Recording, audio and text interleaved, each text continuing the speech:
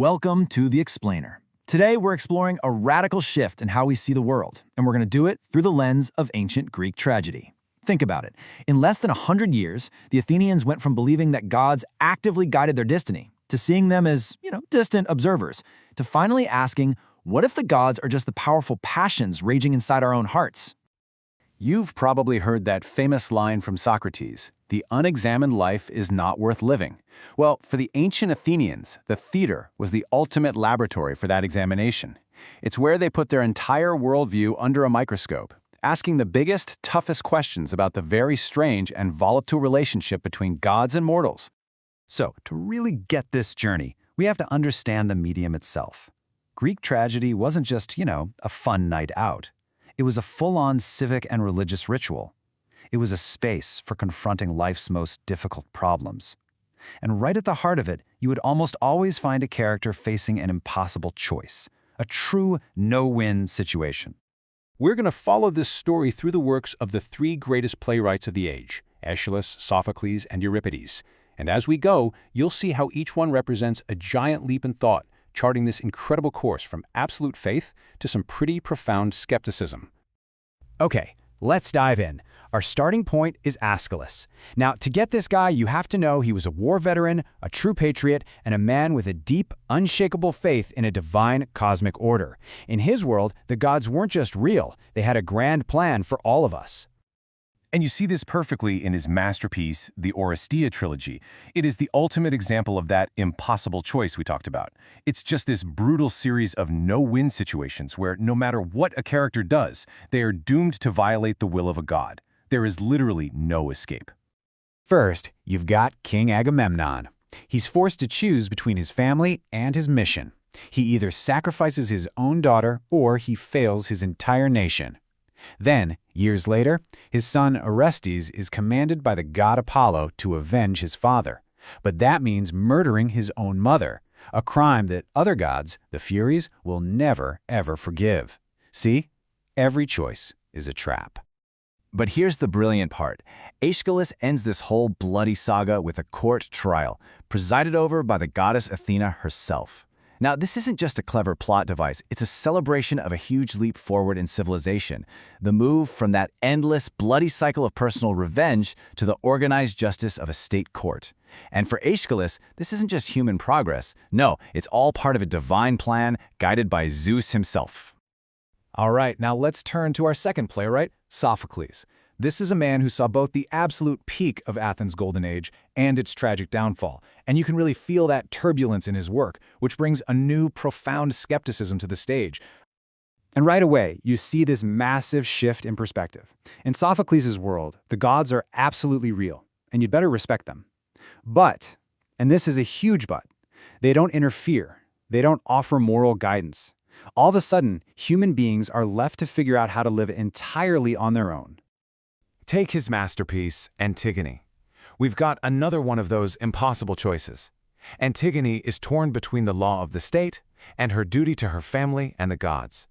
She chooses to honor the gods, but those same gods remain utterly, deafeningly silent until it's way, way too late for everyone involved. The classical scholar Moses Haydes put it perfectly. It's like there's this hard line, this unbridgeable gap, separating our world from the divine. They just operate by completely different rules. A good way to think about it is this. In Sophocles' universe, the gods are kind of like part of the furniture. I mean, they exist, they're in the room, they furnish the background of reality, but you can't expect them to help you move the couch, even when you're making choices in their name. You are totally on your own. And that brings us to our final playwright, Euripides, and wow, this is where things get really wild. Reading his plays feels like jumping forward into an entirely different, much more modern generation, one that's full of doubt and psychological complexity. See, Euripides was heavily influenced by this new kind of radical school of philosophers called the Sophists, and they argued that there are no absolute standards outside of the individual. As their famous saying goes, man is the measure of all things, not the gods, not nature, us. And this radical idea, it just spills all over his plays. His characters start to openly question whether the gods even exist, or if they do, whether they just don't care about all the chaos and injustice down here in the human world. And this doubt, It gets more and more pointed. It's not just a vague feeling anymore. It's a direct challenge to the very foundation of Athenian belief. Is anybody up there even listening? And all this skepticism comes to a head in his most shocking play, Medea. Betrayed by her husband, Medea unleashes a revenge so absolute, so all-consuming, that it becomes a destructive force of nature. Her rage is so powerful, it feels like it's coming from outside her. And that right there is the key to Euripides' most radical idea.